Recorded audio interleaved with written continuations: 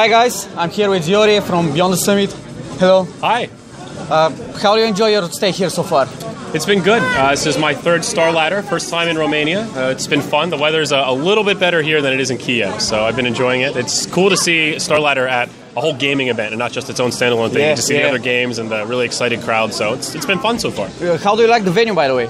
It's pretty good. It's a little bit different. I've been to 3 DreamHacks in Jönköping, Sweden, so I'm used to that. That's what I'm comparing it to. It's much smaller than that, but it's still pretty cool. I like the layout. The quality is the same, I guess? Yeah, pretty much. The bring your own PC thing is a lot bigger in Sweden. Oh, there's yes, the one party there. Yeah, like thousands of people. Here I saw the little tiny area. That's probably the biggest difference. But the actual part where the tournaments are is pretty similar. It's pretty cool. Yeah. So we are going to start with questions to bring you back in the past. How do you start playing games? How do you get involved in gaming? Gaming in general, I've just been around for a long time, man. I've always loved video games. Diablo 2 was kind of the game that really got me into it. I remember running home from school to trade items. This is my favorite game for all time, by the way. It's a very, very good game. And that kind of got me introduced to Blizzard stuff. So I played StarCraft 1 a little bit. I was very young and very terrible, but I played a lot of Warcraft 3. And that's how I discovered Dota, just like most other people. Very early on. I was very bad. I didn't play it competitively or anything, but I played it, with my friends occasionally and did really dumb things like Lich boots first, no regen, with Lina mid, boots first, no regen. Everyone rushes Ag scepters. It's terrible. But I've just always liked video games. I've always thought it was a pretty cool thing. And when I got to college, I discovered esports when StarCraft 2 came out. And it was just like, this exists? There's people that want to listen to me talk about video games? How fucking awesome is that? Do you know, was this the moment that you realized, oh my god, I'm going to do this for a living? No, not quite. I actually got into casting kind of by accident. In StarCraft 2, I discovered some amateur tournaments, and I played in one that was run really poorly. And I thought to myself, I could run a better tournament than this. So I assembled a group of people, and we started running tournaments. My story too, by the way. Yeah, we started running tournaments, and when we said, well, who's going to cast it? Everyone in the group unanimously said, I don't want to do it. And I said, well, I'll try it. I mean, how bad can it be? And a few years later, I decided that after I graduated, I wanted to try and make a job out of it, and well, here we are. Was it hard for you?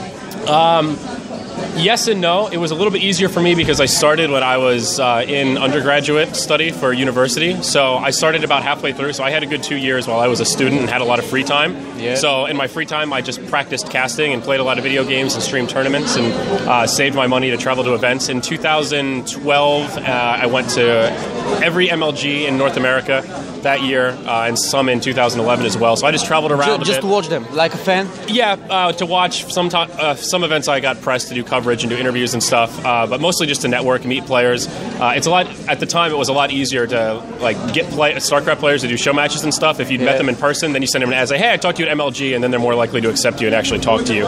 So that's nice. Yeah, the friendship between players, and we can see it right here. Everyone is so friendly. You can talk to anyone.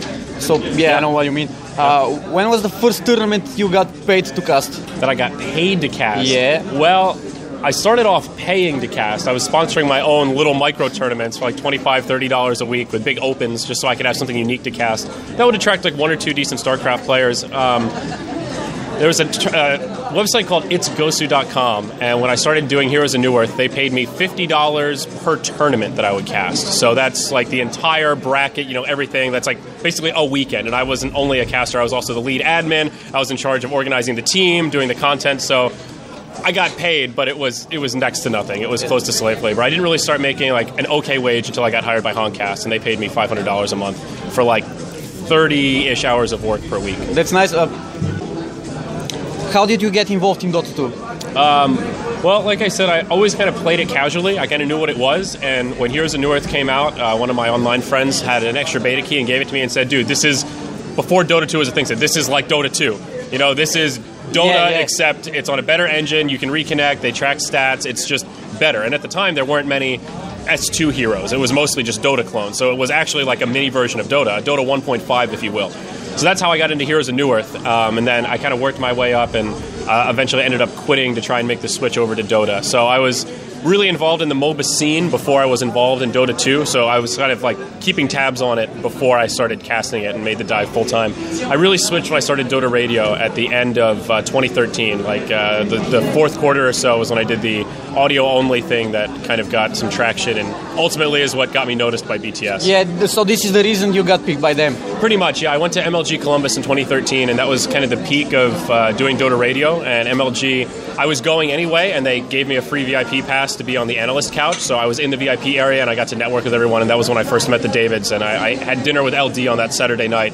And then 3 days after the event, I got a message on Skype asking if I wanted to do the remote coverage for Starladder Season 9 and get paid for it. And I said, hell yeah, let's do this thing. And just kind of worked my way up from there. And then the beginning of 2014, I moved out to Los Angeles. Oh, this sounds so awesome. This is like our dream. Me and my friend, the other caster. It took a while. I took a break from esports for a little while. I worked in the real world doing IT support for about 7 months and saved a lot of money while I was doing it. The pay was pretty good, so I was able to save a lot of money, and that's how I started Dota Radio. I didn't make any money on Dota Radio, but it was enough to get me noticed, so it still paid some in some way. My story. I worked IT for like 1 year or something. I quit my job so I can start casting, and Cool. So, how do you? Okay, this is one more question. I almost forgot. So you had like big dreads, like 5 months ago. I cut them. Something like that. At the end of last year, I forget the day. I think around October. Or so. What was the reason? It was a multitude of things. I had that hair for about 5 years, almost 5 years, and time before that, I grew it out for 2 years. So you get ready for a change after a while. After 5 years, I know what you mean. You never get a break from it. It's always there. It's always this giant mop that's attached to your head. So, you're with a girl, it's there. You're sleeping, you wake up, and it's all over the place. It's just, you take a shower, it'll stay wet for 12 hours. It's just, it takes a lot of extra effort. And I kind of got tired of it. And it was also Starladder Season 10. That was my first real big, event when there was a panel. I got dressed up and did the whole thing. And at the end of the event, most of the feedback was not really about my casting or my hosting, and just arguing about how dirty or clean my hair was. And it got to a point where I was like, this helped me stand out for a while, but now it's just holding me back. I want people to talk about what I'm actually doing and judge me for the quality of my work, not what my hair looks like.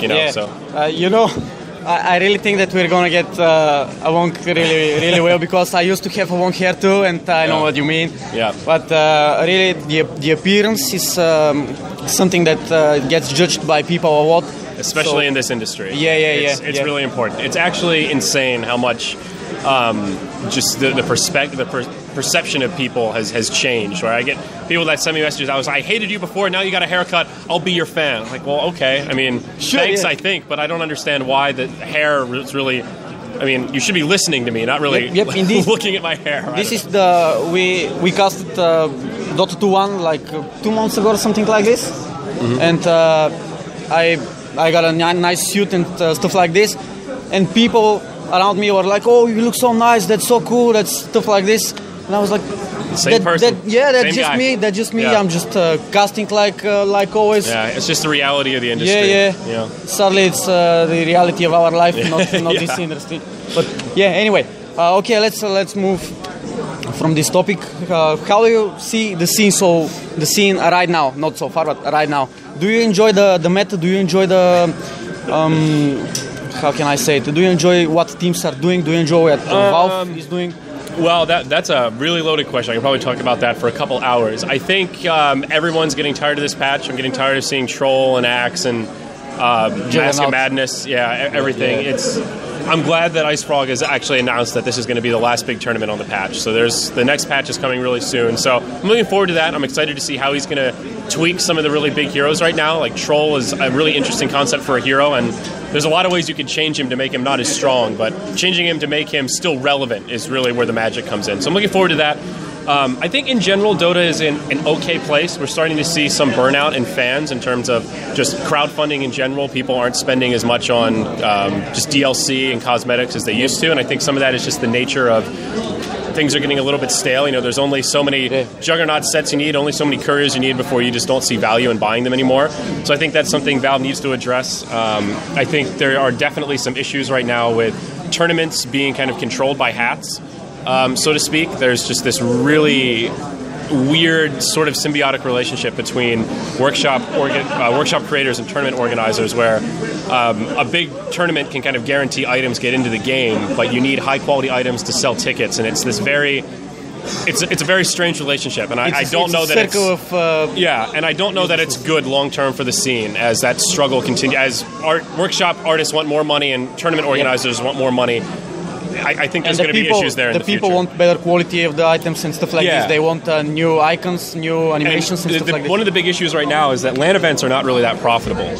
There's a lot of overhead you need to do an actual live event with a live audience, renting out a venue, just doing the production with the camera operators to do a really top-notch production. Something like the Summit, we don't really make a huge amount of money off of it. We're happy to break even. You know, it's a big event, it extends our brand, it does a lot for us, but in terms of financial gain, we have to spend a lot of money to make that event possible, with just hotels and flights and everything else. Events like the Dota Cinema Tournament, where it's all online and you have a huge crowdfunding prize pool, those are the kind of events that make a lot of money. But not if we had only those events, the scene would be terrible. The LANs are what really keep the scene going, get people hyped up and bring in the big viewers. So there's this really weird balance right now, and I'm not sure it's properly calibrated as it should be. But it's difficult. It's not an easy thing to fix, and Valve really likes to take a hands-off approach. So right now everyone's just trying to keep their head above water. Yeah, the problem is that if you change one small bit of the puzzle, everything can go wrong.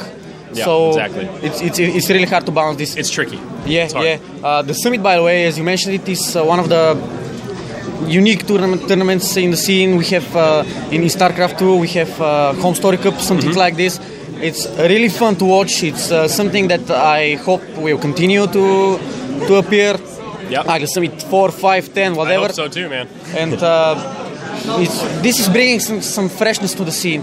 We really need this. That's kind of what we wanted to do. We really wanted to do something different to make our event stand out, and luckily it's one of the coolest ideas I think is out there in terms of an event that I actually get to run, because you really get to interact with the players, you get to see them in a much more casual environment, and you sort of get to be friends with them. It's not a very strict, black and white, I'm just their driver.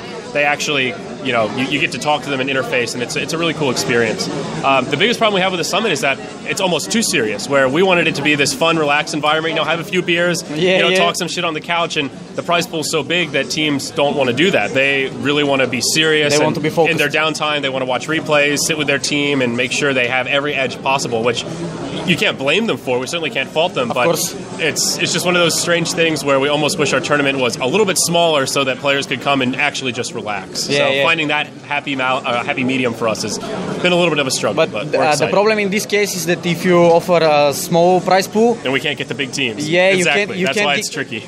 So still, I hope that they accept it as a fun tournament. They do. Most teams really like it. Most players. There have been a few times where teams have had to choose between our event and other events, and I don't want to name drop, but rather large events that have a history of prestige, and they've chosen ours because they've just said it's more fun. I think you can just see from the redemption vote how hard a lot of the teams went campaigning, that they really enjoy the event, and teams are willing to do a lot of ridiculous shit to try to get there. Do you think that the redemption vote was something necessary, that was something cool, and that something that you're going to keep doing on and on? I don't know that I would use the word necessary, but I definitely think it's really cool. It's that kind of viral marketing that you can't really buy. When we did it the first time, for the Summit 2, it was not really that successful. Only Cloud9 kind of campaigned, and we were a little bit nervous about it. There was a really hot debate about whether we should do it again for Summit 3, and it was pretty 50-50, and we decided let's stick to our guns, let's try it again and see if this time teams will actually campaign and put more effort in. And much to our satisfaction, they went above and beyond. So it was crazy. Yeah, so we're all really happy with that idea. I sort of had the original idea where it was a little bit different, and we all kind of tweaked it as a group and came up with how it is now, and it's kind of bundled with the compendium. And I think we're all really happy with what the idea evolved into, to incentivize people to buy the compendium and get involved with the tournament, and it gets the community excited about something. That's really the most fun part. Do you think that some teams went across the line? No, I don't think so. I mean, can you think of an example that crossed the line? There's one that comes to mind for me. Nothing special, but I have seen some comments in Reddit and stuff like this that people hating about this and saying that this is pure bullshit and stuff like this. Yeah. For me, it was fun. It was fun. I really wanted to see some. I really want to see some goals completed, even even like some Navi goals, even when they did not get chosen to. We learned really early on, just in general in this industry, you can't please everyone. That's kind of the nature of the entertainment industry, is that things are polarizing. Everybody has different tastes, especially in something like this where there isn't like, esports is still growing. There isn't this established way of doing things. There's a lot of different ways, and everybody has their own kind of methodology. So we like to just have a variety. We have casters like Cyclops, for example. Some people love him, some people hate him. I love him. Yeah, I like him too, and I see why people don't like him and find him annoying.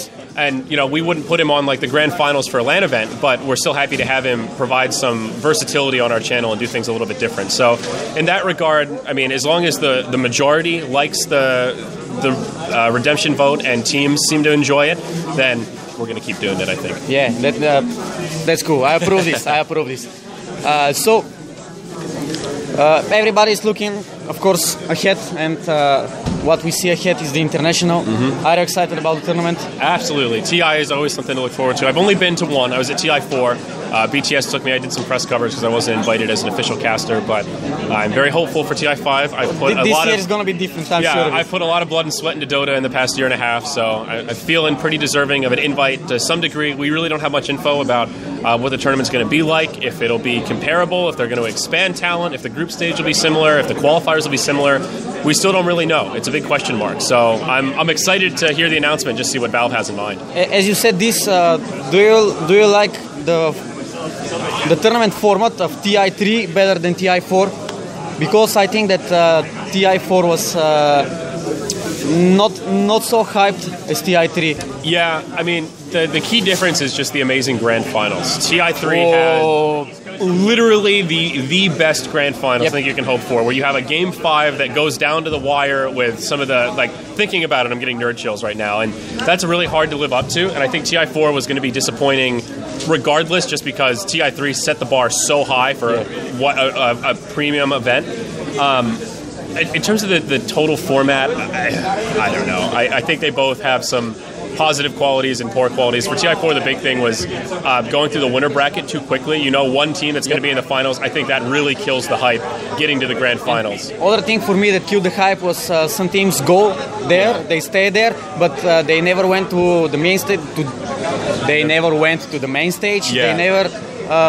They were never seen on the stream and stuff like this. It's hard. I mean, as someone that has spent a lot of time working on formats, because we had a tournament with 6 players for the last 2 summits, and this one we moved up to 8. So we have pretty much considered any format imaginable that you can do with 6 teams that you can do with 8 teams. And I truly believe there is no perfect format. No matter how many teams you have, there's always going to be some time when one team has to play twice in a row, or one team's going to have the first match of the day and the last match of the day, or you'll have 5 best-of-3s. There's always something that just it's not perfect.